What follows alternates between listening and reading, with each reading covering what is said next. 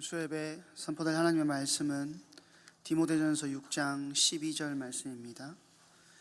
디모데전서 6장 12절 말씀을 제가 봉독해 드리도록 하겠습니다. 찾으신 줄 알고 봉독합니다. 믿음의 선한 싸움을 싸우라. 영생을 취하라. 이를 위하여 내가 부르심을 받았고 많은 증인 앞에서 선한 증언을 하였도다. 아멘. 믿음의 선한 싸움을 싸우고 영생을 취하라 라는 제목으로 수요예배 말씀 증언하도록 하겠습니다. 인류의 역사를 전쟁의 역사라고 할 정도로 지구상에는 전쟁과 싸움이 그친 적이 없습니다. 작게는 개인 간의 불화에서부터 시작해서 가정 안에서의 불화, 또 지역 간의 갈등, 나라와 나라 사이에 끊임없는 갈등들이 지속되고 있지요. 싸움은 여러분들도 잘 아시다시피 의견 등이 일치하지 않아서 물리적이나 또는 비물리적으로 일어나는 충돌을 의미하는 것입니다. 대화할 수 없을 정도로 끝까지 갔을 때 상대방을 무력으로 굴복시켜서 우위에 서려고 하는 것이 결국에는 목적이 되겠지요. 바르고 좋은 싸움이 얼마나 있겠느냐마는 사실 그렇지 않을 때가 많은데, 오늘 본문은 선한 싸움을 싸우라고 우리에게 이야기하고 있습니다. 왜냐하면 그 선한 싸움 속에 결국에는 우리가 그리스도를 닮아야 하는 목적지, 성화의 중요한 비밀이 담겨 있기 때문입니다. 사실 나는 그래도 내 현장 속에서 별로 큰 싸움이나 전쟁이 일어나고 있지 않는데요 라고 생각할 수 있지만, 우리의 생각과 마음은 늘 사단의 그리고 성령의 전쟁터가 되고 있습니다. 눈에 보이지 않는 치열한 영적인 전쟁이 사실 그 속에 들어있다는 것입니다. 성경은 마귀가 가룟 유다의 마음속에 예수를 팔 생각을 넣었다라고 이야기를 하고 있습니다. 가룟 유다가 예수님을 팔려고 한 것이 아니고 마귀가 그 생각을 넣었는데 가룟 유다가 그것에 반응해서 움직인 것이죠. 또 보면 다윗이 우리가 계속해서 우리가 다윗의 메시지를 사무엘상을 통하여서 다윗을 통하여서 하나님께서 이루실 하나님 나라의 왕국에 대해서 계속해서 말씀을 듣고 있는데요. 다윗이 큰 범죄를 했던 때가 여러 번 있는데 그 중에 하나가 무엇이었냐면 인구조사를 한 것입니다. 인구조사 때문에 굉장히 많은 이스라엘 백성들이 죽게 됐죠. 근데 역대상 21장 1절에 보면 뭐라고 되어 있냐면, 사탄이 일어나 다윗을 충동하여 이스라엘을 계수하게 하니라 라고 했습니다. 그러니까 내가 키운 나라, 그 전까지 다윗은 전혀 그런 생각을 하지 않았습니다. 이 나라는 하나님의 나라고 이 나라는 하나님께서 이끄시는 나라라는 생각이 다윗에게 늘 있었어요. 그런데 그 다윗의 그 생각 가운데 사단이 잠깐 돌을 던졌을 뿐인데, 그것에 반응하여서 어떤 일이 벌어지냐면, 내가 키운 나라 얼마나 부강해졌는지 인구를 한번 조사해보자 라는 결론이 나게 된 것입니다. 사단이 다윗에게 넣어준 생각인 것이죠. 예수님께서 십자가를 지시고 죽으실 것을 말씀하실 때 베드로는 또 뭐라고 하죠? 결코 예수님이 십자가에서 죽으시면 안 됩니다. 그때 주님이 그 생각의 출처를 간파하시고 뭐라고 이야기하시죠? 사탄아, 네 뒤로 물러가라 라고 말씀하시는 것입니다.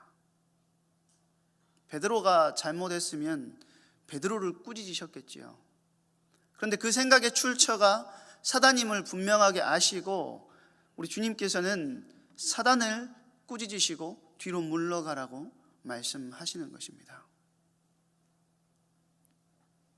또 우리가 너무나도 잘 아는 아나니아 삽비라의 그 비극, 교회 안에서 처음 일어나는 범죄함이죠.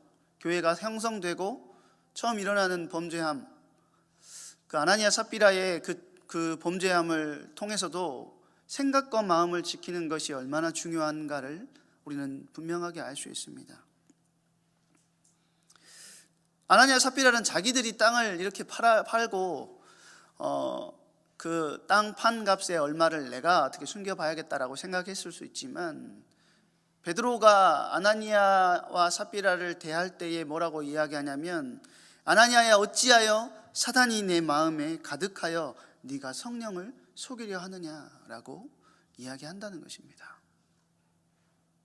이처럼 사단은 우리의 생각을 통해서 우리에게 속삭이고 우리를 시험하고 우리를 범죄케 해서 하나님의 자녀임에도 불구하고 하나님 나라의 백성의 중요한 신분과 권세들을 누리지 못하게 만들고 멸망하게 만드는 것이 사단의 목적이라는 것이겠지요. 그래서 우리는 생각의 근원을 잘 분별해야 됩니다. 이것이 지금 내 생각이 육신적인 생각인지 마귀로부터 오는 생각인지 아니면 하나님으로부터 오는 생각인지가 분명하게 우리가 구분될 수가 있어야 된다는 것입니다. 성경은 이렇게 이야기합니다. 하나님이 우리에게 주신 것은 두려워하는 마음이 아니고 오직 능력과 사랑과 절제하는 마음이다. 우리에게 두려워하는 마음을 주시지 않으셨다라고 이야기하죠. 그런데 우리도 모르게 두려움에 사로잡히거나 사랑보다는 미움과 분노와 시기에 사로잡힐 때가 많다는 것이죠. 두려움은 하나님께로부터 오는 것이 아닙니다. 나도 모르게 열등감이나 또 죄책감이나 낙심이나 부정적인 생각이나 비판하고 정죄하는 생각에 사로잡혀 있다면 그런 마음은 하나님께로부터 오는 생각이 아니라는 것입니다. 하나님이 우리에게 주시는 것은 능력과 사랑과 절제하는 마음이다. 요한일서 4장 18절에는 이렇게 이야기하죠. 사랑 안에 두려움이 없고 온전한 사랑이 두려움을 내쫓나니 두려움에는 형별이 있음이라. 두려워하는 자는 사랑 안에서 온전히 이루지 못하였느니라 라고 했습니다. 그리스도 안에 있는 사랑을 우리가 깊이 누리고 그 사랑을 깊이 체험하면 우리도 모르게 찾아 들어오는 그 두려움의 마음과 생각들을 그 사랑으로 하여금 온전히 벗어날 수 있게끔 우리 주님께서 우리를 이끌어 가시고 인도해 나가신다는 것입니다. 그래서 우리는 늘 우리의 생각과 마음이 지금 어디에 있는지를 확인하고 우리의 생각과 마음이 자꾸 나도 모르게 그쪽으로 가고 있다면 돌아서야 된다는 거예요. 주님의 은혜를 구하고 주님의 도우심을 구해야 된다는 것입니다. 내가 내 생각을 바꾸려고 한다고 해서 생각이 바뀌어집니까? 절대 바뀌지 않거든요. 난 안 두려워 해봤자 두려운 거는요 벗어나지 않습니다. 나에게 찾아오는 죄책감, 자책감, 나에게 찾아오는 우울감을요 나는 우울하지 않아라고 아무리 이야기해봤자 소용없어요. 더 다른 힘이 나를 끌어줘야 그것에서 벗어날 수 있는 것입니다. 그래서 우리는 우리의 힘과 능력 가지고 거기에서 벗어나려고 하는 것이 아니고 주님의 도우심을 구하는 은혜가 우리 가운데 있어야 된다는 거예요. 사도 바울은 오늘 본문에 자기의 아들과도 같은 디모데에게 믿음의 선한 싸움을 싸우라고 이야기를 하죠. 그런데 그를 부르는 호칭을 보면 우리가 싸움 이전에 기억해야 될 것이 무엇인지를 우리에게 확인하게 해줍니다. 오늘 우리가 읽은 그 구절에는 호칭이 나와 있지 않지만 바로 앞 구절을 보시면요 오직 너 하나님의 사람아 라고 디모데를 부르고 있습니다. 디모데뿐만 아니고 저와 여러분 동안 예수 그리스도를 영접하고 예수 그리스도로 말미암아서 새로운 삶을 얻은 우리 또한 하나님의 사람이 되었습니다. 싸움 전에 우리가 항상 기억해야 될 것은 무엇이냐면 우리의 정체성이라는 거예요. 이번 주 강단 말씀에도 내가 해결하는 사람이냐 아니면 하나님께서 해결해 주시는 사람이냐, 그것이 너무나도 중요하다라고 했죠. 우리의 싸움 또한 마찬가지라는 것입니다. 우리의 정체성을 기억하고 그 싸움에 임할 때 주님께서 우리의 싸움을 싸워주신다라는 거예요. 이스라엘 백성들이 광야를 걸어갈 때에 많은 이스라엘 백성들을 공격하는 군대들이 있었습니다. 모세가 그것을 알고요, 각 지파마다 1000명씩을 세웠어요. 그럼 몇 명이죠? 12지파니까 10,000명, 12,000명밖에 안 돼요.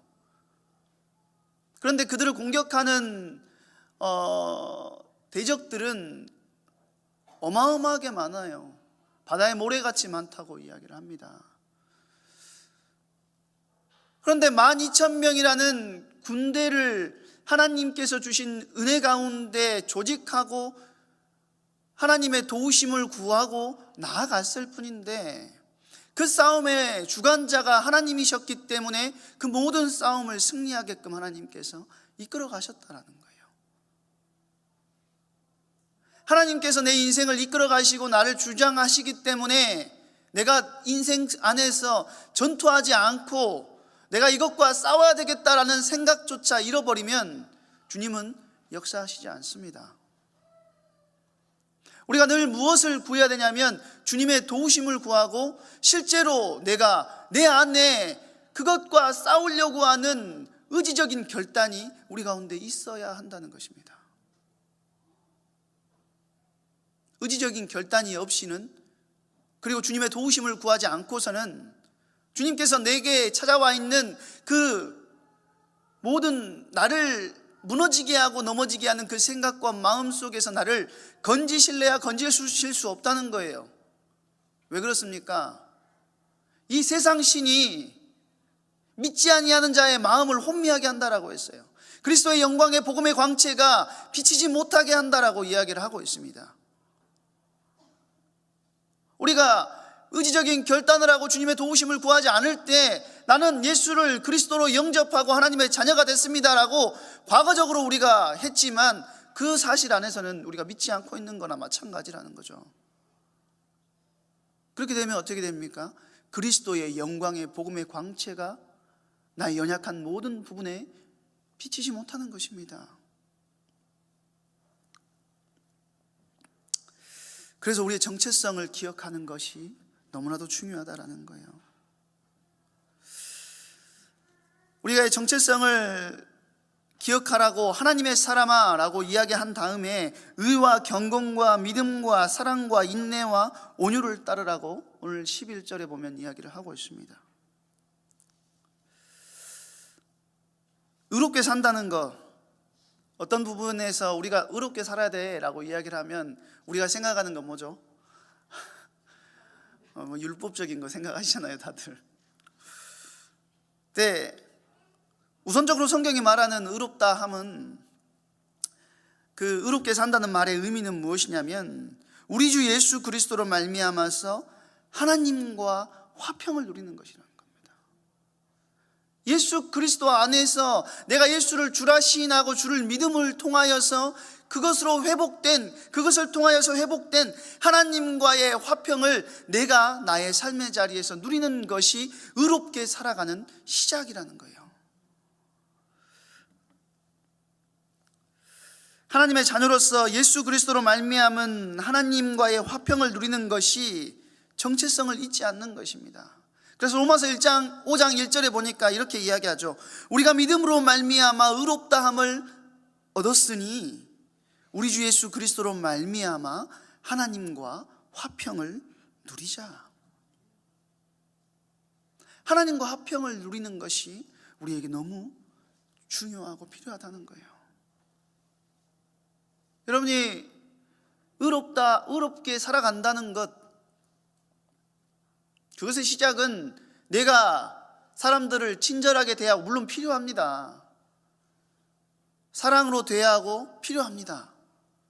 그 이전에 하나님과의 관계가, 그리고 그 안에서의 화평이 누려질 때에 가짜 친절함과 가짜 사랑은 깨지고 진짜 사랑이 일어날 수 있게 된다는 것입니다. 그럼 화평을 누린다는 것은 뭘까요, 도대체? 그리스도로 말미암는 화평을 누리라고 하는데 화평을 누린다는 것이 도대체 뭐냐는 거예요. 우선적으로 화평을 누린다는 것은 원래의 상태의 회복을 이야기하는 것입니다. 범죄하기 이전의 상태, 타락하기 이전에 하나님의 형상을 회복하는 것이 하나님과의 화평을 누리는 것입니다. 우리는 범죄하기 이전에 하나님의 통치하심 속에 있었고, 하나님께서 우리를 이끌어 가셨고 인도해 가시고 말씀을 주시고, 그 말씀 안에서 우리는 주님과 관계하며 주님의 인도하심을 늘 가지고 살아가고 있었어요. 그랬던 우리가 하나님의 형상을 잃어버린 이후에 죄가 우리 가운데 들어왔고 하나님의 진노를 피할 수 없는 본질상 진노의 자녀가 되었다라는 것입니다. 예수 그리스도 안에서 그를 믿음으로 말미암아 의롭다함을 얻었다는 것은 본질상 진노의 자녀에서 벗어나서 하나님의 자녀로 탈바꿈되는 순간인 것이고, 예수의 보혈을 힘입으면 늘 어디로 나아갈 수 있게 됐습니까? 은혜의 보좌 앞으로 담대히 나아갈 수 있게 되었다는 거예요. 무엇이 회복된 것이죠? 하나님과 우리의 관계가 회복된 것입니다. 담대히 은혜의 보좌 앞으로 나아가는 것은 무엇을 의미하냐면, 주님과 말씀을 통해서 친밀한 교제를 누리고 주님의 통치를 받고 영광의 빛과 그 가운데에서 살아갈 수 있는 존재가 되었다는 사실입니다. 우리가 그런 존재가 되었다는 거예요. 그것을 누리는 것입니다. 이렇게 이것이 먼저 누려질 때 그 다음에 화평을 누린다는 것은 뭐냐면 결국에는 그리스도를 닮아가는 것이 되는 것이죠. 죄를 미워하고 불의와 타협하지 않고, 하나님이 미워하시는 것을 내가 미워하고 하나님이 싫어하는 것을 내가 싫어하는 것입니다. 그래서 우리는 늘 디모데전서 4장 7절의 말씀처럼 경건에 이르도록 우리 자신을 연단하라라는 그 말씀이 하나님의 백성, 이 땅의 광야의 기간을 거치면서 주님께서 우리에게 마련해 놓으신 영원한 집을 향하여 걸어가는 우리가 취해야 될 태도는 경건에 이르도록 우리 자신을 연단하는 것입니다. 강단의 말씀을 통하여서 우리가 계속해서 다윗을 연단해 나가시는 하나님을 봅니다.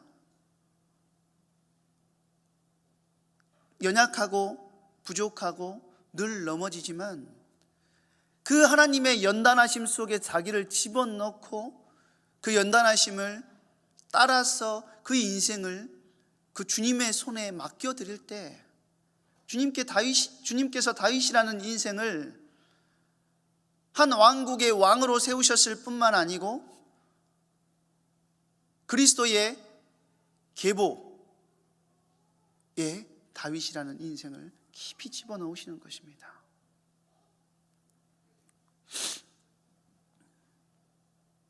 정체성을 알았다면 본격적인 싸움이 되어야 되겠지요.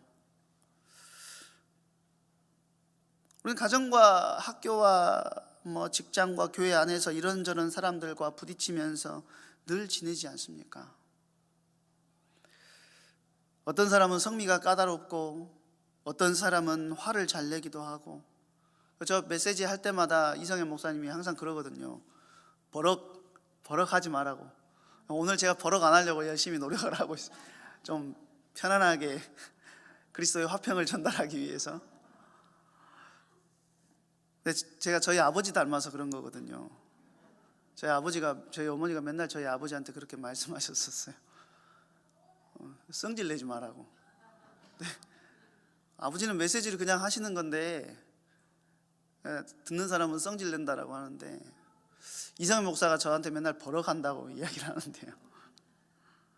어떤 사람은 화를 잘 내기도 하고, 또 어떤 사람은 쉽게 상처를 받기도 하고, 또 어떤 사람은 정직하지 않고 거짓말을 잘하죠. 또 어떤 사람은 자신의 충동에 쉽게 굴복하고 살아갑니다. 사람들의 이런 다양한 성격을 사실 너그럽게 받아주는 것이 쉽지 않아요. 그러지 않습니까? 그런 단점들을 발견할 때마다 어떻게 짜증이 날 때도 있고, 저걸 고쳐주고 싶은데 사실 그걸 말하느냐, 그러지 않을 때가 많죠. 왜요? 왜 그렇습니까? 말을 해도 곱지 않게 받아들일 것을 우리가 알기 때문이라는 겁니다. 그런데 만약에 그 단점을 고칠 수 있다면 온갖 방법을 우리가 다 시도해 볼 것입니다. 근데 한 가지 이상한 점은 뭐냐면, 다른 사람이 아닌 나 자신이 짜증을 내고 악한 감정에 사로잡히고 질투하고 분노하고 못 이길 때는 당연하다는 듯이 너무나 태연하게 있을 때가 많다라는 것입니다.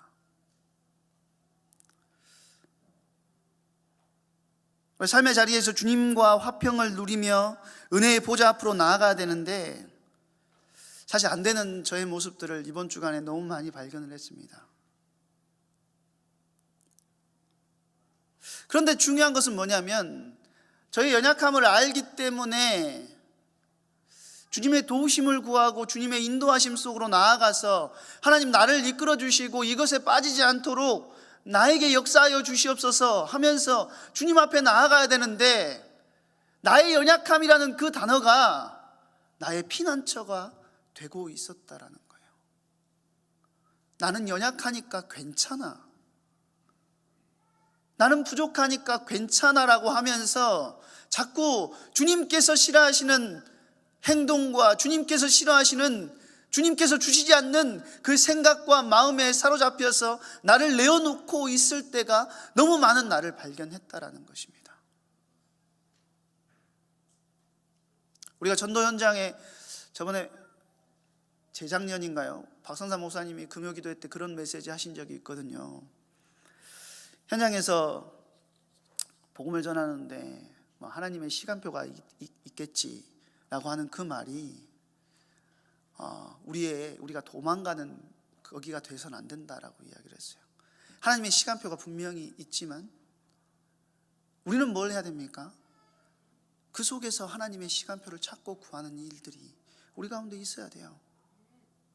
그런데 우리는 늘 그것과 동일하게 연약함, 인간은 연약하다라고 하는 그 단어 안에 나의 죄악과 나의 하나님과 상관없이 흘러가고 있는 나를 그냥 풀어놓고 방치하고 정작 영적 싸움을 싸우지 않고 있는 우리의 모습들이 너무 많다라는 거예요.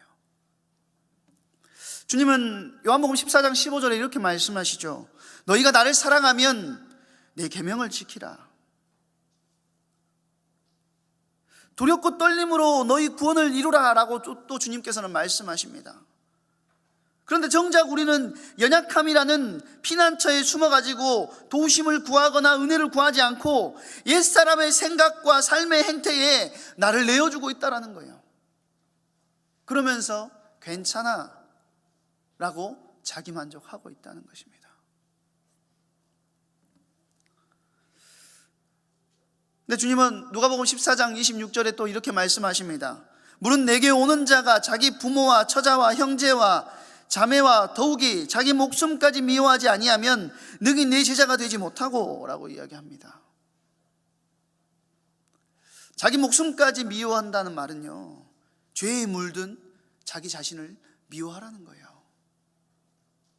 그런데 정작 우리는 연약함이라는 말에 숨어서 그냥 그것을 내어놓고 있을 때가 많다라는 것입니다.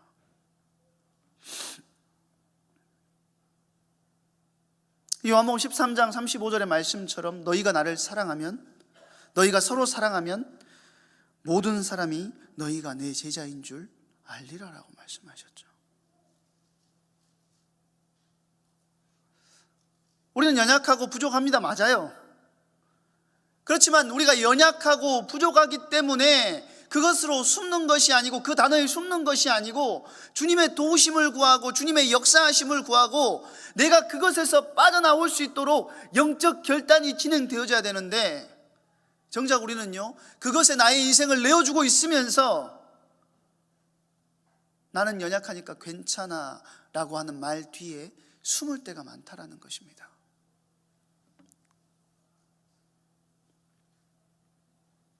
분노와 죄와 불의와 타협하는 모습들이 우리에게 얼마나 많이 있습니까?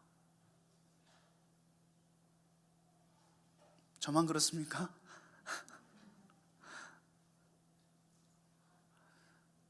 제가 금요기도회 때도 잠깐 말씀드렸는데 어떤 알고리즘을 통해서 저한테 그게 떴는지 모르겠는데요, 저는 그 영상을 보면서 엄청난 분노가 일어나기도 했고 저 자신을 돌아보는 계기가 되기도 했습니다. 저 금요기도회 때도 잠깐 말씀드렸지만 미국의 대통령을 이렇게 세울 때 성경 위에다가 대놓고 목사님이 와가지고 기도를 하잖아요. 목사님이 우리가 믿는 신들을 위하여서 기도를, 그 신들의 이름으로 기도를 하는 거예요. 의회가 시작되는데 우리 주님과 우리 하나님과 그리고 인도에서 믿는 신 그런 거 있잖아요. 그런 것과 우리가 믿는 모든 신의 이름으로 기도합니다, 이렇게 하는 거예요. 근데 정작 사실 그 목사님들이 원래 그런 사람들일까라는 생각을 해봤을 때는 저는 아니라고 생각합니다. 그냥 권력과 타협을 한 것이죠. 현실의 상황과 타협을 한 것이라고 저는 생각을 합니다. 모든 목사님들이 기도를 할 때 기도자를 불러가지고 이야기를 한다라고 해요. 법이 이러니까 네가 믿는 신의 이름으로만 기도하지 말고 모든 신의 이름으로 기도해야 된다.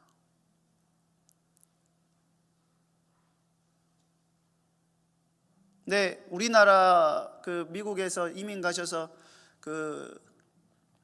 목회를 하시는 목사님인데, 그 목사님이 이제 기도자로 초청이 됐는데 예수 그리스도 이름으로 기도합니다, 아멘 한 거예요. 그걸 딱 듣는데 자기가 이제 엄청 혼나거나 벌금을 때리거나 그럴 줄 알았는데 의회 시작할 때 박수를 많은 의원들이 쳤다라고 이야기를 하더라고요.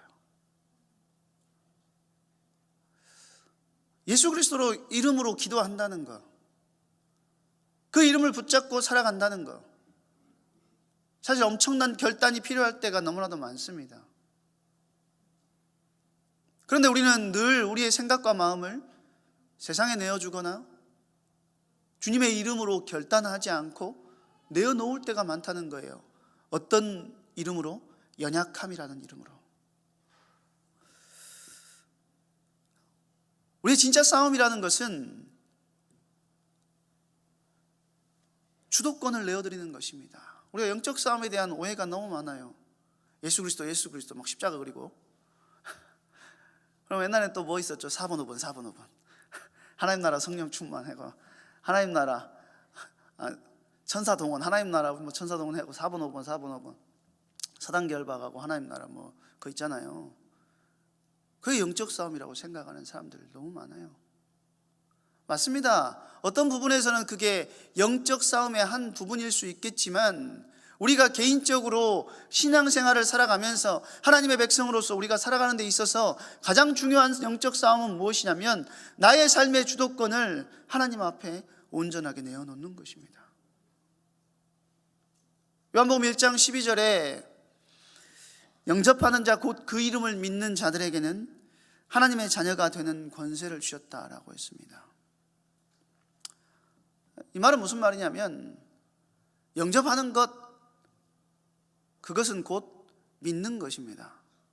그렇죠. 영접하는 자, 곧 그 이름을 믿는 자라고 했으니까요. 영접이라는 행위, 영접하지 않았기 때문에 저 사람은 하나님 자녀 아니야 라고 우리는 흔히들 이야기할 수 있지만 그 사람이 정말로 예수를 주로 시인하고 믿고 있다면 그 사람 하나님 자녀입니다. 구원받게 예수님을 믿는 것은 그를 영접하는 것과 동일한 것입니다. 그렇죠? 그런데 그를 어떤 분으로 영접하느냐, 그것이 중요하다는 거예요. 그가 그의 모든 것, 세상에서 가장 귀한 보물로 영접하는 것이 우리에게는 필요하다는 거예요. 믿음의 싸움은 이렇게 영접하는 싸움이라는 것입니다. 주님을 영접한다고 하니까, 영접하는 싸움이라고 하니까 영접 기도를 하라는 말이 아니고, 오늘도 나의 삶의 주인으로, 내 인생의 주인으로, 내 삶의 주인으로 그분을 모셔드리고, 내 보물로, 나의 가장 값진 것으로 그분을 모셔드리고 인정하는 싸움이 결국에는 우리의 영적인 싸움이 된다라는 것입니다. 내가 영접이라는 행위를 했기 때문에 하나님의 자녀가 된 것이 아니고, 내가 그를 믿고 그를 나의 삶의 가장 귀한 보물로 모시고 있다는 그것이 우리가 머리로 아는 것이 아니라 실제로 그분이 나의 최고의 보물로 누려지는 싸움을 싸워나가는 것이 영적 싸움이라는 거예요. 우리는 그 싸움을 해야 됩니다. 그 싸움을 해야 돼요. 예를 들어서 우리가 아침에 눈을 뜨면 핸드폰을 펴서 오늘 무슨 뉴스가 있지, 뭐가 있지, 또 오늘 날씨가 어떻지. 저 요즘에 눈이 많이 왔었잖아요. 제 별명이 엘사팍이에요. 제 별명이 왜 엘사팍이냐면 제가 새벽 기도할 때마다 눈이 와요. 그래가지고 이제 교육자들이 엘사팍이라고 이렇게 별명을 지어줬는데, 저도 모르게 지난주 금요일에도 눈이 왔잖아요. 그래서 야, 내가 새벽 기도 안 했는데 눈 왔어. 그랬더니 이성현 목사가 금요기도에 인도했잖아. 문 열고 나가니까 금요기도회 전까지는 눈이 없었거든요. 금요기도에 기도회 인도하고 나가니까 눈이 쌓여 있더라고요. 그러니까 엘사팍 안 된다고 막 이렇게 이야기를 하던데, 저 항상 요즘에는 그 날씨에 민감하거든요. 켜가지고 찾고 이렇게 귀찮으니까 눌러가지고 빅스비한테 야, 오늘 눈 오냐? 이렇게 물어봐요. 맨날 오늘 눈 오냐? 이렇게 물어보면 빅스비가 이야기해 주죠. 오늘은 날씨가 흐립니다. 오늘은 눈이 오지 않아요. 막 이렇게 하는데, 제가 무슨 말씀을 드리려고 이 말을 하냐면, 이게 멍청하게 들릴 수 있지만 아침에 일어나자마자 여러분도 주님을 만나고 싶어 하십니까? 사실 죄라는 것이 그렇게 멍청한 것입니다. 우리 삶의 우선순위를 세상의 것들에게 다 내어놓고 주님을 구하거나 주님을 찾거나 주님과 함께하는 것을 전혀 바라지 않는 우리의 모습들이 나도 모르게 죄의 모습으로 나타나고 있을 때가 많다라는 것입니다. 우리의 가정에서는 매일, 내 삶과 우리의 가정에서는 매일 전쟁이 일어나야 돼요. 뭡니까? 어떤 전쟁이 일어나야 됩니까? 거듭거듭 죽은 것으로 여겨야 하는 우리의 옛사람과의 전쟁입니다. 내가 원하는 것, 내가 따라갔던 것, 내가 좋아했던 것, 그것들보다 주님이 가치 있다라는 것을 인정하고 주님을 최고의 가치로 모시면서 나의 인생을 주님께 내어드리는 그런 싸움이 매일매일, 그리고 매 시간마다 우리의 삶의 자리에서 일어나야 된다는 것입니다. 믿음은 가장 고귀한 보물인 그리스도를 보고 음미하는 것입니다. 그래서 에레미야 2장 13절에 보니까요, 이렇게 말씀하십니다. 내 백성이 두 가지 악을 행하였나니 곧 그들이 생수의 근원되는 나를 버린 것이고 스스로 웅덩이를 판 것인데 그것은 그 물을 가두지 못할 터진 웅덩이들이니라. 생수의 근원을 버리고 우리가 웅덩이를 파고 있다는 거예요. 그런데 정작 그 웅덩이는 그 물을 가두지 못하고 터져 있어서 뭔가 쌓여가는 것처럼 보이지만 다 흘러나가 버린다는 것입니다. 악이 무엇입니까? 하나님 나라에서 흘러나오는 기쁨의 강보다 터진 웅덩이를 좋아하는 것입니다. 그것이 악이에요. 따라서 악에 대해 우리가 전쟁할 때 우리는 이렇게 이야기해요. 율법적으로 보면서 야, 그거 하면 안 돼. 이것은 나쁜 거야. 이것은 안 돼. 그렇게 이야기합니다. 아닙니다. 그것에는 능력이 없어요. 우리가 의지적으로 육의 권능이 이걸 하면 안 돼, 이걸 해야 돼 라고 하면서 의지적으로 달려들고 마귀가 달려드는데 의지력을 짜서 우리가 승리할 수 있겠습니까? 우리의 의지로 그것을 이겨낼 수 있겠어요? 마귀가 달려드는데 절대 이길 수가 없어요. 승리를 가져다 주는 것은 단 하나입니다. 성경 뭐라고 이야기합니까? 믿음이 세상을 이기는 승리라고 이야기를 해요. 그리고 믿음은 예수 안에서 하나님이 우리를 위하시는 모든 것으로 만족되는 것입니다.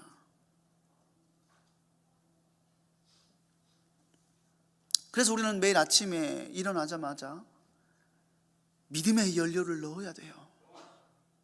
믿음의 연료를 넣어야 돼요. 그래야 우리를 공격하고 우리의 생각과 마음을 뒤흔드는 악한 자가 뭘 잃어버립니까? 이빨을 잃어버리는 거예요. 사단이 우리를 공격하고 우리에게 분노를 가져다 주고 패배감과 우울감을 가져다 줄 때 우리는 매일 선포해야 된다는 거예요. 어떤 선포를 할 겁니까? 너는 나를 가질 수 없다. 오늘도 나는 주님과 만나고 주님과 함께하고 있다. 나를 이끌려고 하는 정욕아, 탐욕아, 너희는 나를 가질 수 없다. 사람을 두려워하는 마음아, 쓰라림과 내 속에 있는 분노야, 너희는 나를 가질 수 없다. 나는 오늘도 주님과 함께하고 있고 주님을 만나고 있다. 우리가 이 믿음의 고백을 할 수 있어야 된다는 것입니다. 2023년 주님이 우리의 인생의 길을 만드시기를 원하십니까? 우리의 삶의 주도권을 주님께 내어놓으셔야 돼요. 나는 오늘도 주님과 함께하고 주님과 만난다는 믿음의 고백과 선포가 우리의 삶에서 있을 때에 우리의 연약함을 넘어 우리를 이끄시는 하나님의 놀라우신 은혜와 능력들을 우리가 체험할 수 있게 된다는 것입니다. 영생은 유일하신 참 하나님과 그가 보내신 자 예수 그리스도를 아는 것이다 라고 성경은 이야기합니다. 믿음의 선한 싸움을 싸울 때에 우리는 어떻게 되죠? 우리의 인생 가운데 우리를 이끌어 가시는 주님을 더 깊이, 더 풍성하게, 더 충만하게 누릴 수 있고 알 수 있게 되는 거예요. 내가 예수 그리스도라는 그분을 많이 알고 많이 체험하고 많이 누려나가면 누려나갈수록 우리의 구원은 더 풍성하게 이 땅에서 누려질 수 있게 되는 것입니다. 오늘도 수예배에 나오신 모든 성도님들은 이제 매일 아침에 스마트폰 깨가 오늘 눈 오냐 물어보지 마시고 오늘도 주님 나의 인생 가운데, 나의 삶 가운데, 하나님 나의 연약함 가운데, 나의 부족함 가운데 주님께서 역사하여 주시옵소서. 오늘도 나를 이끌어 주시옵소서. 오늘도 내가 나의 연약함이라는 그 단어에 내가 피하지 않도록, 내가 숨지 않도록 나에게 힘을 허락하여 주시옵소서. 기도하고 영적 도전하는 응답의 하루가 되시기를 바랍니다. 우리가 결단할 때에 주님은 우리의 삶에 역사하시고 우리를 이끌어 가실 줄로 믿습니다. 함께 기도하겠습니다. 사랑과 은혜가 많으신 하나님, 은혜와 사랑을 감사를 드립니다. 하나님, 우리가 믿음의 선한 싸움을 싸우기를 결단합니다. 하나님, 우리의 삶의 자리에 하나님께서 역사하시고 우리의 연약함을 주님의 능력의 오른팔로 붙들어 주시고 우리를 이끄시고 인도하여 주시옵소서.